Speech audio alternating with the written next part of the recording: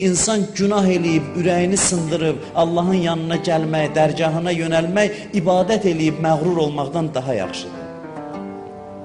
Bir bəndə təsəvvür eləyin, günah eləmir, Allaha ibadət eləyir, amma özündən razıdır. Bir bəndə də günahkardır, amma özünü qınıyır. Hansı daha əzizdir? Hədislər qəti şəkildə bizə deyir ki, günah eləyib, özünü zəlil bilən adam, ibadət eləyib, özündən razı olan adamdan daha yaxşıdır. Allahın yanında daha hörmətlidir. Allah təvazökar adamdan xoşu gəlir. Musa əleyhissalam dedi, İlahi, məni niyə seçdin, hamıdan üstün elədin? Allah dedi, bir gün sən Şueybin qoyunlarını otarırdın, çobanlıq eləyirdin. Bir keçi qaçdı, sən də düşdün dalıcan. Xeyli qaçdın, yoruldun, o keçini götürdün, dedim, özü də incitdin məni də. Sonra təvazökarlıqla keçini çiynivə atdın, gətirdin, sürüyə qatdın, sənin o əməlindən xoşum gəldi. Özünü sındırdın, təvazökarlığına görə səni Kəlimullah qərar verdim. Səni öz dostum, öz həmsöhbətim qərar verdim. Ona görə ki, sən təvazökar və mərhəmətli bəndəsən. İnsan bu gecə ümid eləyə Allaha, amma əməllərindən qorxub ümid eləyər. İnsan əməlindən qorxsa, naumid olar birinci. İmam Səccad deyib, baxıram əməllərimə qorxuram.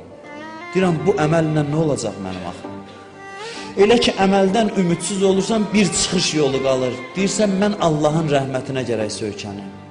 Elə ki, Allahın rəhmətinə ümid eləyirsən, Allah da bağışlayır dərhal.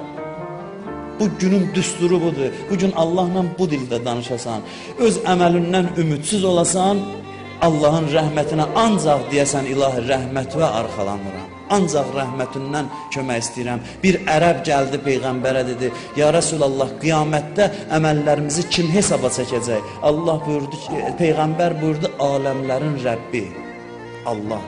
Bunu deyəndə ərəb qışqırdı, Nəcəvna və Rəbbil Kəbə, and olsun Kəbənin Rəbbinə nicat tapdıq. Niyə?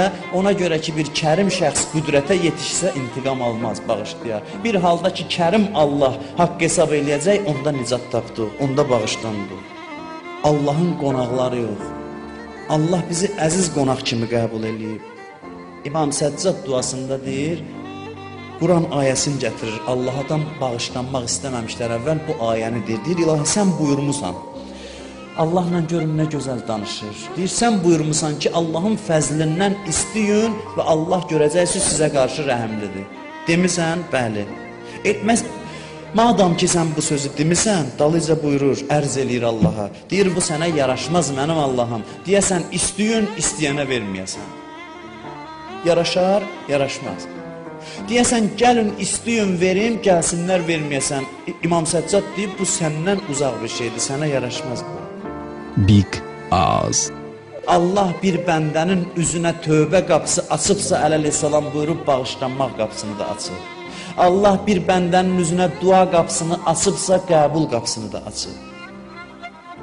Allah gileylənir, deyir, nə üçün bəndələr məndən üz döndərir? Mənəm Allah, məndən başqa Allah yoxdur. İstədiyi, istəmədiklərini onlara vermişəm, istəsələr vermərəm. Məndən göz istəmişdin vermişəm, əl istəmişdin vermişəm. Heç istəməyə sənə vermişəm, indi gəlib istəsən verməyəcəm. Yəni çətindir ki, gələsən, istəyəsən, bu da çətindir. İnsanların ən acizi budur ki, Peyğəmbər buyurur, dua eləməkdə də acizdir. İstəmədilər, verdim, istəsələr vermərəm.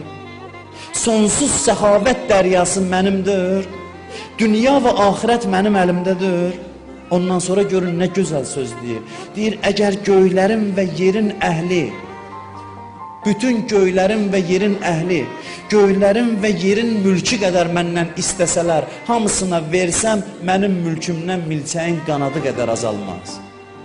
Hamı istəsə verərəm, heç nə azalmaz. Bir halda ki, belədir, onda vay halına məndən üz döndərib başqasına ağız açan bəndələri.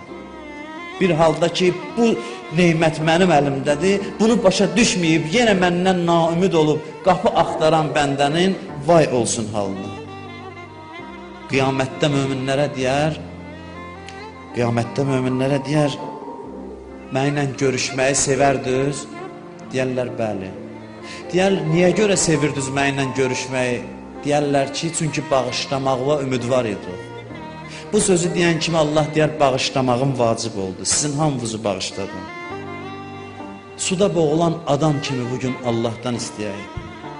O insan ki, ümidi hər şeyindən üzülüb, hər əməlindən.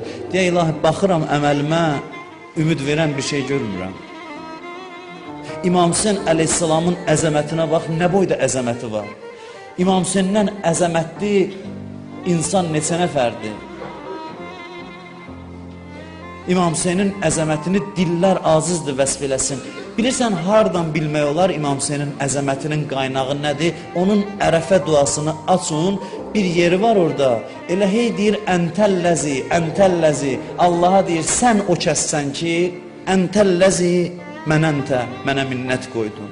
Əntəlləzi ənəmtə, sən o kəssən ki, mənə neymət verdin. Əntəlləzi əhsəntə, sənsən mənə yaxşılıq eləyən.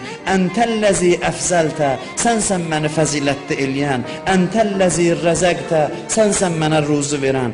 Əntəlləzi hədəytə, sənsən məni hidayət eləyən. Əntəlləzi qəfərtə, sənsən məni bağışlayan.